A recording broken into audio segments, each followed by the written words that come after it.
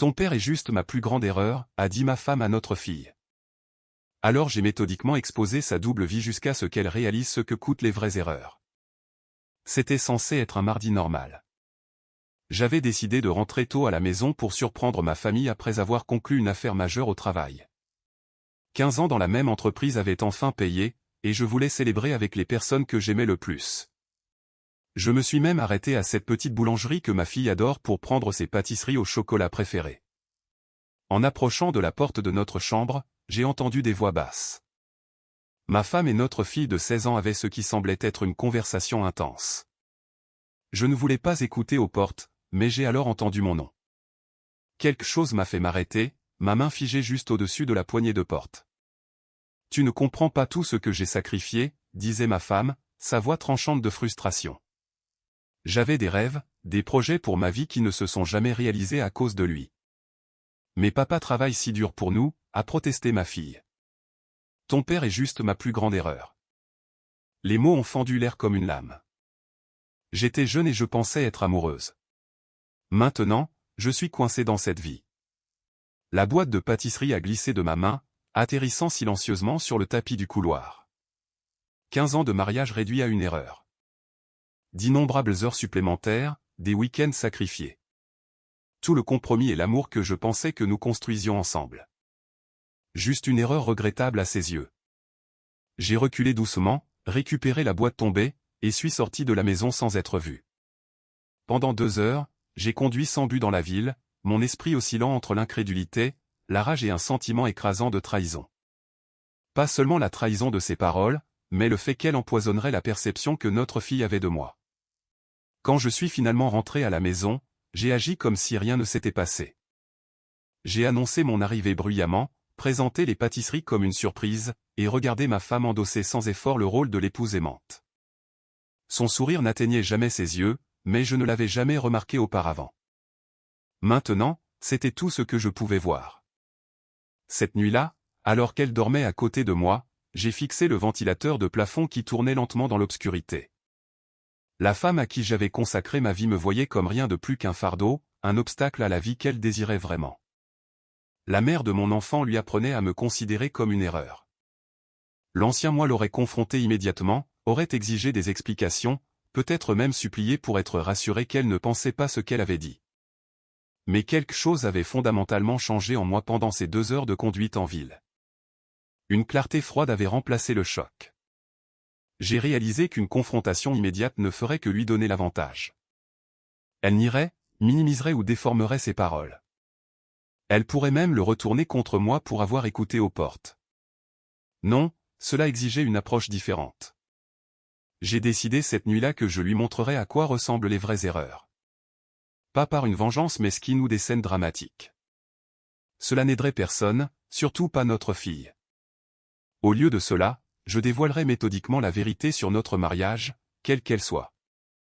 Alors que les premières lueurs de l'aube filtraient à travers les rideaux de notre chambre, je me suis fait une promesse silencieuse. Je resterai calme et calculé. J'enquêterai avant d'accuser. Je protégerai ma fille tout en découvrant jusqu'où allait le ressentiment de ma femme. Et surtout, je m'assurerai que lorsque la vérité éclaterait enfin, elle serait irréfutable. Le lendemain matin, j'ai embrassé ma femme pour lui dire au revoir alors qu'elle partait au travail, de la même manière que je l'avais fait pendant 15 ans.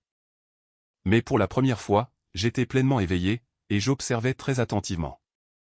J'ai pris un jour de congé la semaine suivante, chose que je faisais rarement sauf en cas de nécessité absolue. Devant un café, j'ai fait un inventaire mental de notre vie commune. 15 ans de comptes bancaires partagés, de déclarations d'impôts conjointes et d'amis communs. 1 décennie et demie à construire ce que je croyais être une confiance transparente. Après avoir déposé notre fille à l'école, je suis rentré à la maison et j'ai commencé un examen méthodique de notre vie commune. Le bureau à domicile contenait des dossiers financiers que j'avais toujours confiés à ma femme. Elle avait une formation en comptabilité et avait toujours insisté pour s'occuper de nos finances.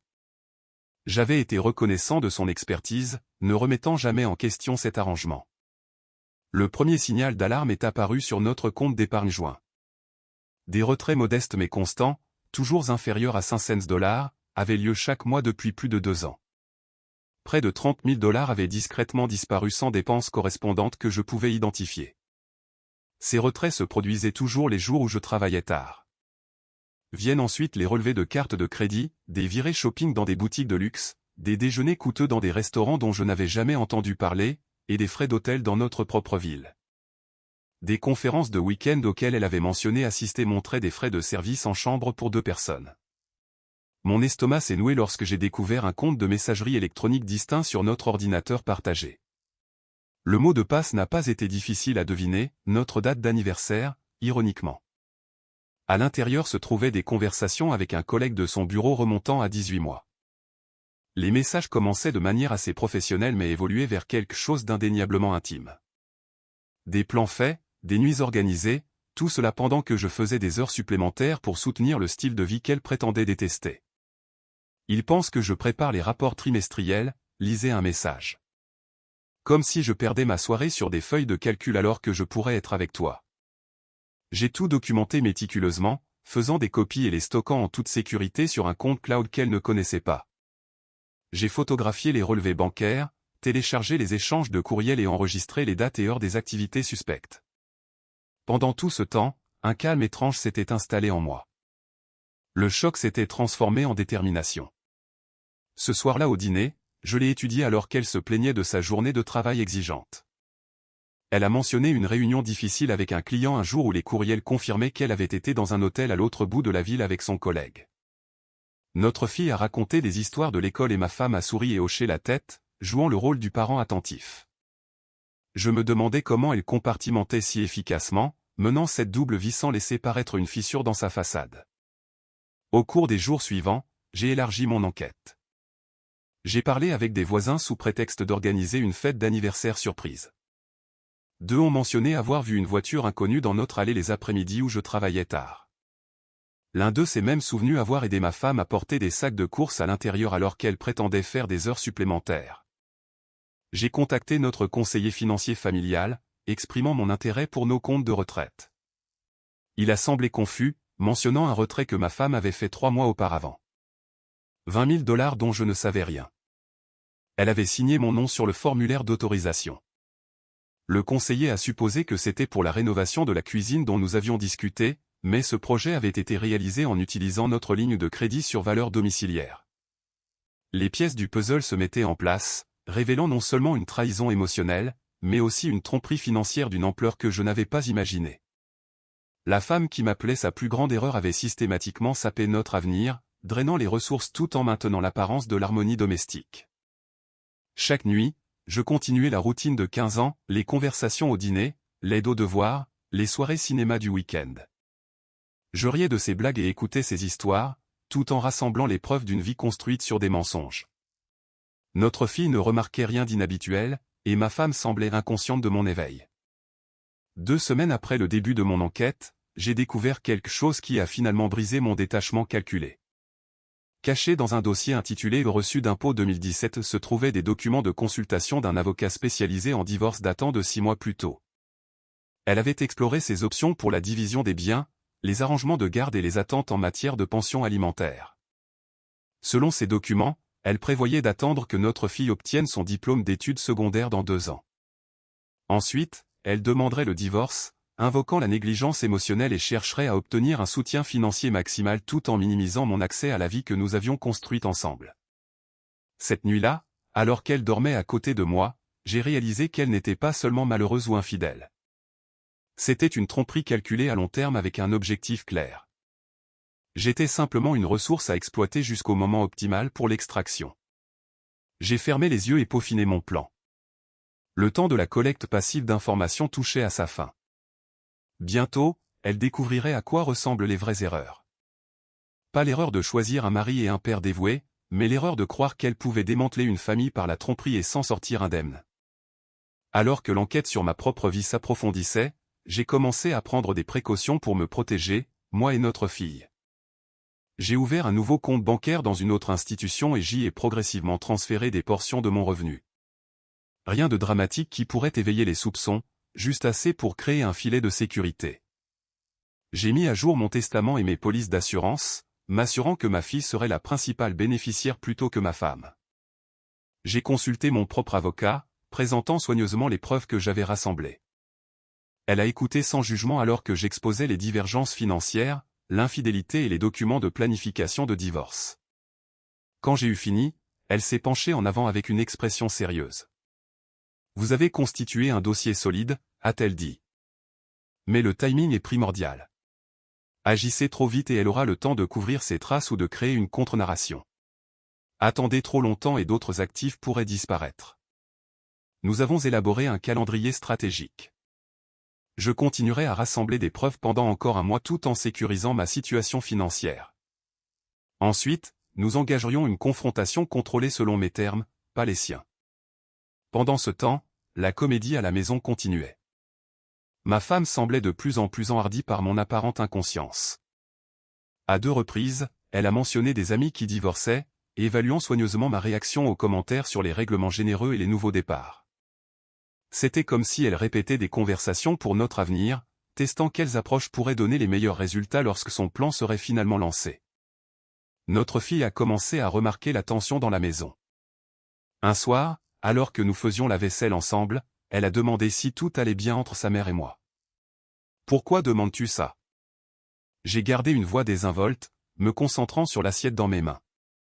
Maman semble différente ces derniers temps. Elle vérifie tout le temps son téléphone et devient bizarre quand j'entre dans la pièce à l'improviste. Elle a fait une pause, choisissant ses mots avec soin. Et la semaine dernière, quand tu travaillais tard, quelqu'un est venu. J'étais censé être à l'entraînement de football, mais il a été annulé à cause de la pluie. Je suis rentré à la maison et j'ai entendu des voix, mais quand j'ai appelé, maman a agi de manière super étrange. J'ai hoché la tête, gardant mon sang-froid alors que mon esprit s'emballait. Parfois, les adultes traversent des périodes compliquées. Mais tu n'as jamais à t'inquiéter de mon amour pour toi. C'est constant. Elle a semblé satisfaite de cette réponse, mais la conversation a confirmé que la tromperie devenait perceptible même pour une adolescente essayant de se concentrer sur sa propre vie. Cette nuit-là, j'ai ajouté un autre élément à mon plan. Si ma femme exposait négligemment notre fille à sa double vie, je devais accélérer mon calendrier. Je ne pouvais pas permettre que notre enfant devienne un dommage collatéral dans ce mariage qui s'effondrait. Le lendemain, j'ai installé des caméras de sécurité dans nos espaces communs, ce qui était légalement autorisé puisque c'était aussi ma résidence. J'ai dit à ma femme qu'elle faisait partie d'un nouveau système de sécurité domestique après un cambriolage dans la rue. Elle a à peine enregistré l'information, trop préoccupée par son téléphone pour poser des questions. En une semaine, les caméras ont capturé 3 visites de son collègue à des moments où elle pensait que la maison était vide. Elles l'ont également enregistré passant de longs appels téléphoniques au cours desquels elle me dénigrait, se plaignait d'être piégée et discutait de projets futurs qui ne m'incluaient pas. Plus troublant encore, elles ont capturé une autre conversation avec notre fille. Ma femme posait des questions indiscrètes sur mon horaire de travail, mes relations avec mes collègues et si j'avais déjà mentionné des préoccupations financières. Elle cherchait des informations, potentiellement des munitions pour sa demande de divorce prévue. Notre fille, mal à l'aise avec l'interrogatoire, a donné des réponses évasives avant de s'échapper dans sa chambre pour faire ses devoirs. En regardant l'enregistrement, une fureur froide a remplacé mon détachement calculé. Utiliser notre enfant comme informatrice a franchi une ligne que je ne pouvais pas ignorer. Le temps de l'observation silencieuse touchait à sa fin. J'ai accéléré les préparatifs financiers, sécurisant des copies de tous les documents importants et garantissant l'accès à des fonds d'urgence. J'ai documenté la baisse du solde de nos comptes joints à mesure que d'autres retraits inexpliqués se produisaient. J'ai sauvegardé les preuves de sa liaison dans plusieurs endroits sécurisés. Puis j'ai commencé la première phase de ma réponse. J'ai contacté notre banque et signalé une activité suspecte sur nos comptes, exigeant une double autorisation pour tout retrait dépassant un montant modeste. J'ai mis à jour les mots de passe de nos portefeuilles d'investissement. J'ai organisé une rencontre avec ses parents, ostensiblement pour discuter d'une célébration d'anniversaire surprise. Ma femme a remarqué ces changements en quelques jours. Au dîner, elle a mentionné avec désinvolture une difficulté à accéder à notre compte d'épargne. C'est étrange, ai-je répondu avec le même sourire bénin qu'elle avait perfectionné. Il doit y avoir une mise à jour de sécurité. Les banques sont si prudentes de nos jours. Elle a scruté mon visage à la recherche de signes de prise de conscience. Mes 15 ans de confiance ont joué en ma faveur. Elle ne pouvait pas imaginer que j'avais découvert ses plans. Dans son esprit, je restais la toile de fond fiable de sa vie. L'erreur qu'elle corrigerait bientôt une fois le moment venu. Elle ne savait pas que dans 3 jours, je commencerais à démontrer à quoi ressemblent les vraies erreurs. Pas l'erreur de se consacrer à sa famille, mais l'erreur de croire que l'on peut démanteler une famille sans conséquence. Pas l'erreur de faire confiance à quelqu'un que l'on aime, mais l'erreur de calcul de trahir quelqu'un qui vous faisait entièrement confiance. La scène était prête, l'épreuve était sécurisée, et j'étais enfin prêt à révéler la vérité qu'elle pensait rester cachée pour toujours. Ma réponse stratégique a commencé par des gestes subtils conçus pour ébranler la confiance que ma femme avait bâtie autour de sa tromperie. J'ai commencé par organiser un déjeuner avec sa meilleure amie, quelqu'un qu'elle connaissait depuis l'université. Au cours d'une conversation décontractée, j'ai mentionné des préoccupations financières.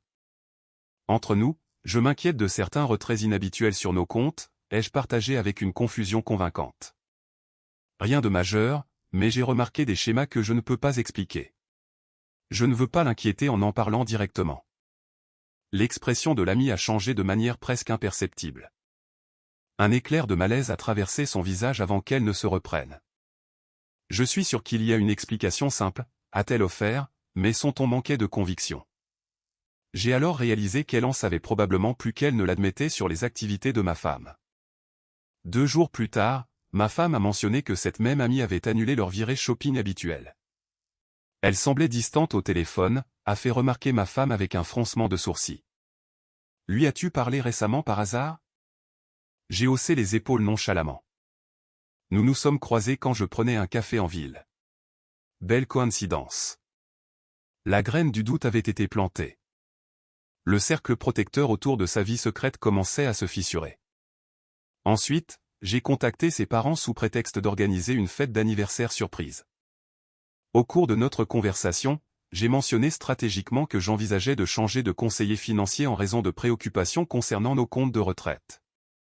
Son père, un comptable à la retraite, a immédiatement proposé d'examiner notre portefeuille. En fait, ce serait incroyablement utile, ai-je dit, en produisant des relevés qui montraient clairement le retrait non autorisé. J'essaie de comprendre cette transaction. La signature ne me semble pas tout à fait correcte. Son père a examiné le document, son expression s'assombrissant. Ce n'est pas votre signature, a-t-il déclaré sèchement. Et aucun conseiller financier n'aurait dû traiter cela sans une vérification appropriée. J'ai feint le choc, lui permettant de croire qu'il m'annonçait une nouvelle inattendue. Je suis sûr qu'il y a une explication, ai-je dit, en le regardant sortir son téléphone pour appeler ma femme. Comme elle ne répondait pas, il a laissé un message inquiet concernant des irrégularités financières dont nous devions discuter de toute urgence. Ce soir-là, ma femme est rentrée à la maison visiblement agitée. Elle a prétendu que son téléphone avait été éteint pendant une réunion importante. Tout au long du dîner, elle n'arrêtait pas de me jeter des coups d'œil, cherchant des signes que son monde soigneusement construit s'effondrait. J'ai maintenu le même comportement inconscient que j'avais perfectionné au cours du dernier mois. Après que notre fille soit montée étudier, ma femme s'est approchée de moi avec une préoccupation étudiée. Papa a mentionné que tu lui avais montré des documents financiers. Tu sais comme il s'inquiète pour tout. J'aurais aimé que tu en discutes avec moi d'abord. C'est juste venu naturellement pendant notre conversation, ai-je répondu, en me concentrant sur la vaisselle que je chargeais dans le lave-vaisselle. Il a proposé son aide et il semblait plus simple de lui montrer pendant que nous étions ensemble. Y a-t-il quelque chose de spécifique qui te préoccupe dans le fait qu'il voit nos comptes? Son explication impliquait une terminologie complexe sur les stratégies fiscales et le calendrier des retraits. Le ton assuré m'aurait peut-être convaincu il y a un mois, mais maintenant je reconnaissais le schéma familier du jargon technique conçu pour mettre fin aux questions inconfortables. La phase suivante concernait son lieu de travail. J'avais soigneusement documenté les jours et les heures de ses absences qui coïncidaient avec les frais d'hôtel et les rencontres avec son collègue. En utilisant ces informations, j'ai programmé un déjeuner d'affaires au siège de son entreprise, ostensiblement pour discuter d'une collaboration potentielle entre nos firmes. Le moment était précis, un jour où elle m'avait dit qu'elle serait en réunion consécutive, mais selon son calendrier, auquel j'avais accédé via notre ordinateur familial partagé, elle avait bloqué du temps personnel. Je me suis assuré de saluer plusieurs de ses collègues, j'ai mentionné que j'avais espéré la surprendre pour le déjeuner et j'ai exprimé ma déception de l'avoir manqué. C'est étrange, a commenté son chef de service. Je pensais qu'elle avait un rendez-vous chez le dentiste ce matin, mais elle aurait dû être de retour maintenant. Le soir, des conversations à voix basse avaient lieu dans les coins de son bureau. Les messages textes inondaient son téléphone pendant le dîner, qu'elle vérifiait avec une fréquence croissante et une détresse évidente. La séparation soigneusement maintenue entre ces mondes s'effondrait. Notre fille a remarqué la tension. « Est-ce que tout va bien avec maman ?» a-t-elle demandé pendant notre leçon de conduite hebdomadaire. Elle agit bizarrement, comme si elle était sur les nerfs, et vérifie constamment son téléphone. J'ai gardé mes réponses véridiques mais mesurées. Ta mère a beaucoup de choses en tête en ce moment. Parfois, les adultes sont pris entre les choix qu'ils ont faits et les conséquences qu'ils n'attendaient pas. Est-ce que ça a quelque chose à voir avec ce qu'elle a dit sur toi? Cette nuit où je l'ai entendu t'appeler sa plus grande erreur. Sa question m'a pris au dépourvu. Je n'avais pas réalisé qu'elle était au courant de cette conversation. Tu as entendu ça, ai-je demandé, en gardant les yeux sur la route. Elle a hoché la tête. Je ne te l'ai pas dit parce que ça m'a tellement mise en colère. Je voulais te défendre, mais maman peut être si intimidante quand elle est de cette humeur. J'ai tendu la main et lui ai serré la sienne. Ne te sens jamais responsable des problèmes d'adultes. Cette situation est entre ta mère et moi, et rien de tout cela n'est ton fardeau à porter. Cette conversation a renforcé ma détermination. L'attitude dédaigneuse de ma femme ne m'avait pas seulement affecté. Elle avait placé notre fille dans une position impossible, la forçant à porter des secrets qu'aucun enfant ne devrait supporter. À la fin de la semaine, la vie parallèle soigneusement construite de ma femme présentait des fissures importantes. Des amis posaient des questions inconfortables. Ses parents avaient programmé une visite inattendue. Des collègues comparaient des notes sur des absences inexpliquées.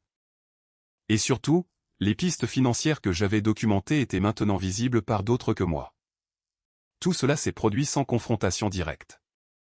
Je n'ai jamais accusé. Je n'ai jamais menacé.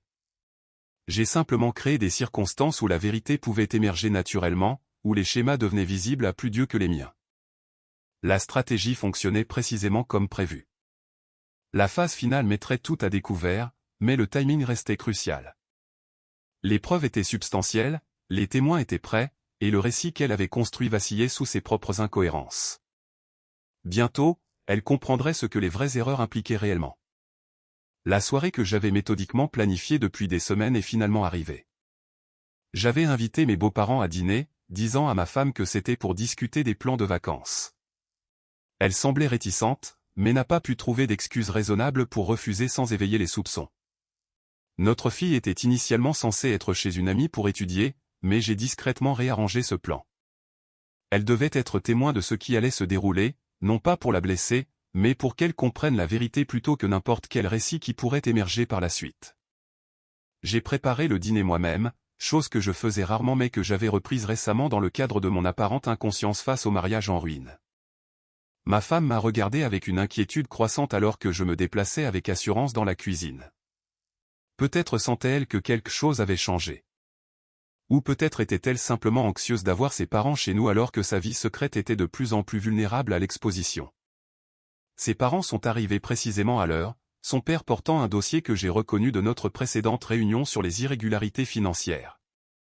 Ma femme l'a remarqué immédiatement, son sourire vacillant un instant avant qu'elle ne se reprenne et les accueille avec une chaleur étudiée. Notre fille nous a rejoints, expliquant que sa session d'études avait été annulée. J'ai regardé ma femme calculer les implications de sa présence, un éclair d'inquiétude traversant son visage avant qu'elle ne le masque d'une affection maternelle. Le dîner a commencé assez agréablement. Nous avons discuté de sujets sur la météo, les films récents, les nouvelles du quartier. Ma femme s'est légèrement détendue au fur et à mesure que le repas progressait sans incident, croyant peut-être qu'elle avait surestimé le danger. J'ai attendu que nous ayons fini le plat principal avant de commencer la révélation soigneusement orchestrée. J'ai réfléchi à l'avenir de notre famille, ai-je commencé, en remplissant nonchalamment les verres de vin autour de la table, à l'importance de l'honnêteté et de la confiance pour construire quelque chose qui dure. La posture de ma femme s'est raidie de manière presque imperceptible. Son père a jeté un coup d'œil au dossier à côté de son assiette, s'attendant clairement à ce tournant conversationnel. Comme nous le savons tous, les relations sont construites sur une vérité partagée, ai-je continué. Quand cette fondation se fissure, tout ce qui se trouve au-dessus devient instable. Est-ce que c'est à propos des questions financières, a demandé sa mère, nous regardant avec une inquiétude croissante. En partie, ai-je reconnu. Mais c'est à propos de quelque chose de beaucoup plus fondamental. Je me suis tourné vers ma femme. Voudrais-tu expliquer les retraits que ton père a remis en question ou devrais-je le faire? Elle s'est immédiatement lancée dans la même explication technique qu'elle m'avait donnée plus tôt, ajoutant des détails sur les avantages fiscaux et les stratégies d'investissement. Son père a écouté les yeux plissés, clairement peu convaincu mais ne voulant pas défier directement sa fille devant tout le monde. Quand elle a eu fini, j'ai hoché la tête pensivement. C'est une perspective intéressante. Malheureusement, ça n'explique pas ceci. J'ai récupéré mon ordinateur portable et l'ai ouvert pour afficher les relevés bancaires mettant en évidence le schéma des retraits aux côtés des frais d'hôtel et des reçus de restaurant. Où ceci? J'ai fait glisser l'écran pour montrer les relevés de cartes de crédit avec des achats d'articles que je n'avais jamais vus chez nous. Son père s'est penché en avant, ajustant ses lunettes. Ces signatures ne sont certainement pas celles de votre mari, a-t-il confirmé, regardant sa fille avec une déception croissante. Il doit y avoir une erreur, a insisté ma femme, mais sa voix manquait de conviction. En fait, il y a pas mal d'erreurs, ai-je convenu calmement, y compris celle-ci. J'ai joué l'enregistrement audio du système de sécurité que j'avais installé, sa voix cristalline alors qu'elle disait à notre fille que j'étais sa plus grande erreur. Les yeux de notre fille se sont remplis de larmes à l'écoute de l'enregistrement. Ma femme a tendu la main vers la sienne, mais elle l'a retirée brusquement. Et ceci représente peut-être les erreurs les plus importantes. J'ai affiché les échanges de courriels entre ma femme et son collègue, soigneusement édités pour supprimer le contenu le plus explicite par respect pour ses parents et notre fille, mais ne laissant aucun doute sur la nature de leur relation. La pièce est tombée dans le silence. Ma femme fixait l'écran, toute prétention s'évaporant de son expression. Sa mère a couvert sa bouche avec sa main, les yeux écarquillés de choc. Le visage de son père s'était durci en un masque de déception. « Comment as-tu obtenu ça » a finalement demandé ma femme, sa voix à peine plus qu'un murmure. « Tu as utilisé notre anniversaire comme mot de passe » ai-je répondu simplement. La date que tu considères maintenant comme le début de ta plus grande erreur. Notre fille s'est levée brusquement. J'ai besoin d'air, a-t-elle annoncé, sa voix se brisant légèrement avant qu'elle ne sorte rapidement de la pièce. Sa grand-mère l'a suivie immédiatement, jetant un regard triste vers la table. La façade de ma femme s'est finalement complètement effondrée. Tu n'avais pas le droit de fouiller dans ma correspondance privée, a-t-elle sifflé, la colère remplaçant son choc initial.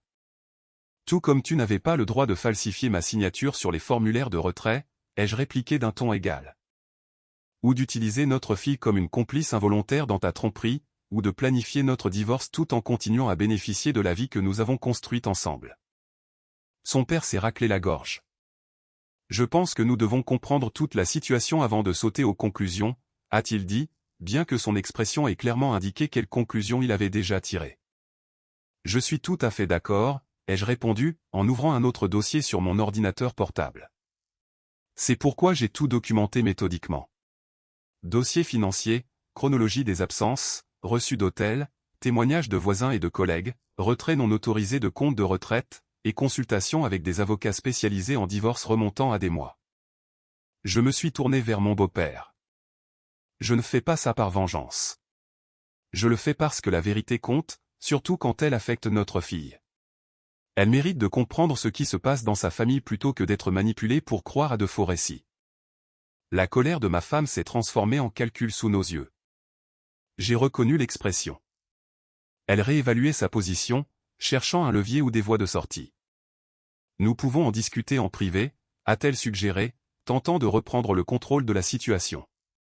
Il n'est pas nécessaire d'impliquer tout le monde dans ce qui devrait rester entre nous. Cette option existait il y a des semaines, ai-je répondu calmement. Mais tu as choisi d'impliquer notre fille quand tu lui as dit que j'étais ta plus grande erreur.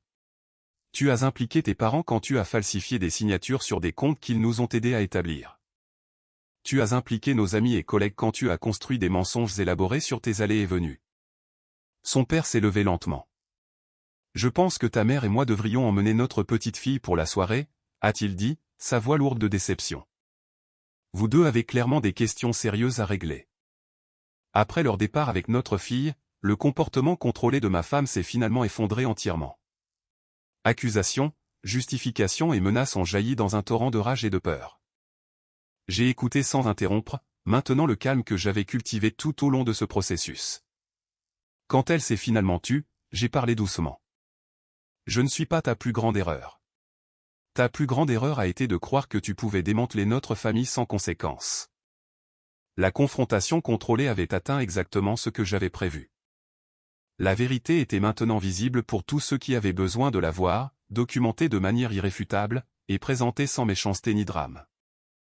En exposant systématiquement sa tromperie, j'avais reconquis non seulement ma dignité, mais aussi le récit de l'avenir de notre famille. Les semaines qui ont suivi la confrontation se sont déroulées d'une manière radicalement différente de ce que ma femme avait prévu dans sa stratégie secrète de divorce. Au lieu de contrôler le récit et de maximiser sa position financière, elle s'est retrouvée à répondre à des circonstances entièrement hors de son contrôle. L'exposition méthodique de ses actions avait complètement modifié la dynamique du pouvoir. 3 jours après le dîner, j'ai reçu un appel de la femme de son collègue. Apparemment, ma documentation avait été plus approfondie que je ne le pensais. Les voisins qui avaient été témoins de ces visites fréquentes à notre domicile pendant que j'étais au travail avaient fait le lien après l'avoir vue avec ma femme dans un restaurant local. Le mariage du collègue était maintenant en crise et sa réputation professionnelle gravement endommagée après que leur relation soit devenue connue sur leur lieu de travail. Ma femme a déménagé le week-end suivant, n'emportant que ses effets personnels après que mon avocat lui ait clairement fait comprendre que tout actif financier retiré compliquerait la procédure de divorce. Elle a loué un petit appartement à l'autre bout de la ville et a immédiatement commencé à construire un récit de victimisation parmi les amis encore disposés à l'écouter. Peu ont été réceptifs après que les preuves soient devenues largement connues. Notre fille a choisi de rester avec moi dans la maison familiale. Les premières nuits ont été difficiles, remplies de conversations en larmes sur la confiance, la famille et la complexité des relations adultes. Je n'ai jamais parlé négativement de sa mère, soulignant plutôt que les gens font parfois des choix avec des conséquences qu'ils n'anticipent pas. Je n'arrête pas de penser à ce qu'elle a dit, a admis notre fille un soir alors que nous préparions le dîner ensemble, sur le fait que tu es sa plus grande erreur. A-t-elle jamais semblé heureuse avec nous? Je crois qu'elle l'a été pendant de nombreuses années, ai-je répondu honnêtement. Mais le bonheur exige de l'honnêteté envers soi-même et envers ceux qu'on aime. Ta mère a perdu le fil de cela quelque part en chemin. Mes beaux-parents, malgré leur choc initial, ont fait preuve d'une intégrité remarquable tout au long du processus. Ils ont maintenu une relation avec leur fille tout en exprimant clairement leur déception face à ses choix. Plus important encore, ils sont restés activement impliqués dans la vie de notre fille, offrant une stabilité pendant une période incertaine. Nous l'avons mieux élevée que ça, m'a dit mon beau-père lors d'une conversation privée. Je ne sais pas où nous nous sommes trompés, mais cela ne signifie pas que nous vous abandonnerons maintenant, ni l'un ni l'autre. La procédure de divorce a progressé avec une efficacité surprenante. L'avocat de ma femme, après avoir examiné les preuves que j'avais rassemblées, lui a conseillé de ne pas contester le règlement proposé. La documentation sur les malversations financières, y compris les signatures falsifiées et les retraits non autorisés, lui laissait peu de marge de manœuvre pour exiger plus que ce qui était légalement approprié. Le collègue a disparu de sa vie presque immédiatement après que leur relation soit devenue publique. Selon des amis communs, il avait qualifié leur implication des erreurs qu'il regrettait profondément. L'ironie de la situation n'a échappé à personne familier avec les faits. 6 mois après ce dîner fatidique, le divorce a été finalisé. Les termes reflétaient la réalité de notre situation, division égale des biens matrimoniaux légitimes, pension alimentaire pour enfants appropriée compte tenu de l'âge et des besoins de notre fille. Et aucune pension alimentaire pour conjoint compte tenu des circonstances de la dissolution et des capacités professionnelles de ma femme. Tout au long de ce processus, j'ai maintenu le sang-froid qui m'avait si bien servi depuis le début. Je ne me suis jamais engagé dans des critiques publiques de mon ex-femme, je n'ai jamais utilisé les médias sociaux pour partager mes griefs, et je n'ai jamais encouragé les autres à prendre parti. Cette approche a non seulement préservé ma dignité mais a également fourni à notre fille un exemple de la manière de gérer l'adversité avec grâce. 1 an après avoir découvert que j'étais la plus grande erreur de ma femme, j'étais assis avec notre fille sur la terrasse arrière de ce qui était maintenant notre maison. Elle avait récemment été acceptée dans 3 universités et pesait ses options avec la considération réfléchie qui avait toujours été sa nature. J'ai beaucoup pensé aux erreurs ces derniers temps, a-t-elle dit, en regardant le jardin que j'avais planté ce printemps. Sur la façon dont certaines erreurs détruisent des choses, mais d'autres vous aident à construire quelque chose de mieux. J'ai hoché la tête, attendant qu'elle continue. Maman a fait des choix qui ont brisé notre famille, mais tu as fait des choix qui ont sauvé ce qui comptait le plus. Elle s'est tournée vers moi avec des yeux qui avaient gagné en sagesse au-delà de son âge. Tu aurais pu tout faire exploser quand tu l'as découvert, mais au lieu de ça, tu as été stratégique. Tu nous as protégés tous les deux. Je voulais que la vérité soit indéniable, ai-je expliqué. Pas seulement pour moi, mais pour toutes les personnes impliquées. Parfois, la victoire la plus importante n'est pas de gagner une dispute, mais de s'assurer que la réalité ne peut être déformée ou niée. Elle a réfléchi un instant avant de hocher lentement la tête. J'emporte cette leçon avec moi à l'université. L'importance de voir les choses telles qu'elles sont vraiment, pas comme nous souhaiterions qu'elles soient.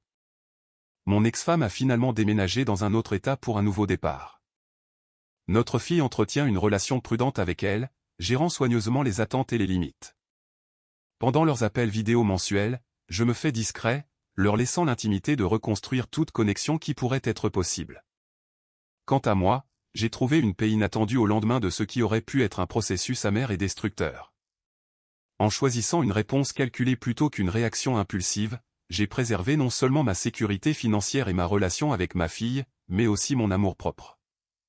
La femme qui m'a un jour considéré comme sa plus grande erreur vit maintenant avec les conséquences des siennes. Non pas par une vengeance que j'aurais orchestrée, mais par le résultat naturel des choix faits et des vérités révélées.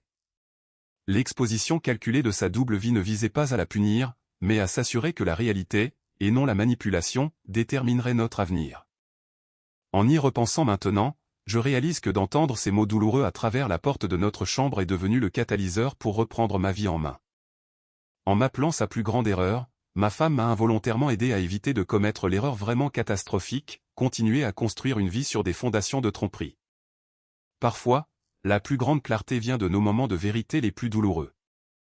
Et parfois, ce qui semble au départ être un rejet dévastateur devient le premier pas vers une liberté authentique. L'erreur n'était pas les années que nous avons passées ensemble ou la famille que nous avons créée. L'erreur était de croire que la tromperie pouvait se substituer à une connexion authentique, que les secrets pouvaient remplacer une vérité partagée. En fin de compte, je n'ai pas eu besoin de lui montrer à quoi ressemblent les vraies erreurs. Ses propres actions l'ont accompli bien plus efficacement que n'importe quelle vengeance que j'aurais pu manigancer. Et dans cette prise de conscience vient la dernière pièce. La compréhension que parfois, la réponse la plus puissante à la trahison est simplement de permettre à la vérité son moment de lumière.